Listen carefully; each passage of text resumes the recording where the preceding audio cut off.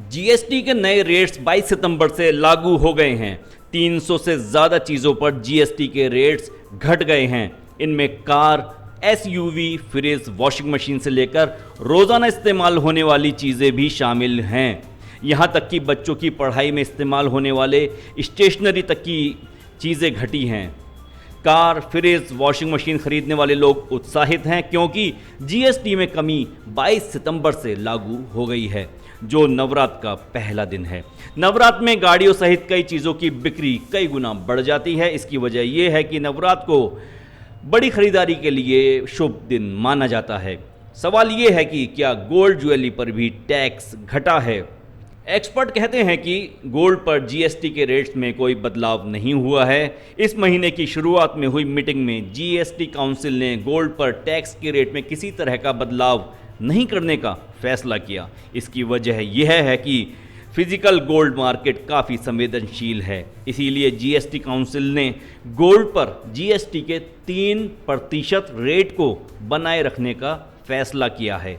इसका मतलब है कि अगर आप गोल्ड ज्वेलरी खरीदने जा रहे हैं तो आपको पहले की तरह 3% टैक्स ही चुकाना होगा। ज्वेलर्स को चुकाना होगा 5% मेकिंग चार्ज। जहां तक गोल्ड ज्वेलरी के मेकिंग चार्ज पर टैक्स चुकाने का सवाल है, तो एक्सपर्ट्स का कहना है कि फिजिकल गोल्ड मार्केट में 2 स्लैब वाला टैक्सेशन मॉडल लागू है। इसे एक उदाहरण की मदद से आसानी से समझा जा सकता है। मान लीजिए आप गोल्ड की एक अंगूठी खरीदते हैं जो 22 कैरेट और 10 ग्राम की है। आपको 10 ग्राम गोल्ड पर जीएसटी चुकानी होगी। फिर आपको मेकिंग चार्ज पर 5% जीएसटी चुकाना होगा। जीएसटी 2.0 में भी यह 2 स्लैब वाला फॉर्मूला लागू है। कई इन्वेस्टर, खास तौर पर युवा, गोल्ड ज्वेलरी की जगह डिजिटल गोल्ड में इन्वेस्ट करना चाहते हैं। लेकिन यह समझ लेना ज़रूरी है कि अगर आप यह समझ रहे हैं कि डिजिटल गोल्ड खरीदने पर जीएसटी नहीं लगेगा, तो ऐसा नहीं है। डिजिटल गोल्ड पर भी 3% जीएसटी लगेगा।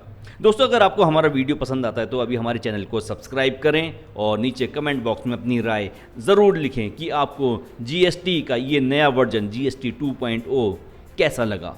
कमेंट बॉक्स में ज़रूर बताइए।